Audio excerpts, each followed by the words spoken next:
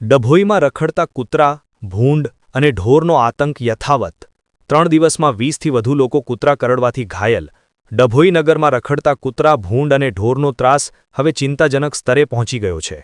Navinagari, Mehta park, મહુડી ભાગોળ, વસઈવાલા જીન અને સુંદરકુંવા જેવા વિસ્તારોમાં રખડતા કૂતરાઓએ આતંક મચાવ્યો છે। માત્ર 3 દિવસના સમયગાળામાં 20થી વધુ લોકો કૂતરા કરડવાના કારણે સામાન્યથી લઈને ગંભીર રીતે ઈજાગ્રસ્ત થયા હોવાના અહેવાલ છે, જેના પગલે સમગ્ર નગરમાં ભયનો માહોલ ફેલાયો છે। મુખ્ય અસરગ્રસ્ત વિસ્તારો: નવીનગરી, મહેતા પાર્ક, મહુડી ભાગોળ, વસઈવાલા જીન, સુંદરકુંવા। નગરપાલિકાની કામગીરી પર સવાલ: સ્થાનિકોના જણાવ્યા અનુસાર ડભોઈ નગરપાલિકાએ અગાઉ કૂતરાઓ પકડવા માટે વડોદરાની એક ટીમને બોલાવી હતી, પરંતુ માત્ર 30 જેટલા કૂતરા પકડીને કામગીરી સંતોષ માનીને બંધ કરી દેવામાં આવી હતી।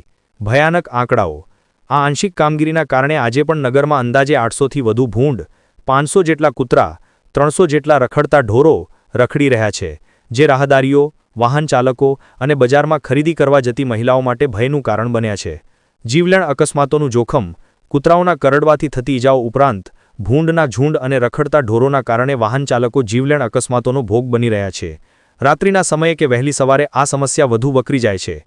સીસીટીવીમાં કેદ ઘટના: તાજેતરમાં મહુડી ભાગોળ વિસ્તારમાં બાઇક પર જઈ રહેલા એક યુવાનને કૂતરાએ પગમાં બચકા ભરી લેવાની સમગ્ર ઘટના સીસીટીવી કેમેરામાં ક્યાંક કેદ થઈ હતી, જે આ સમસ્યાની ગંભીરતા દર્શાવે છે।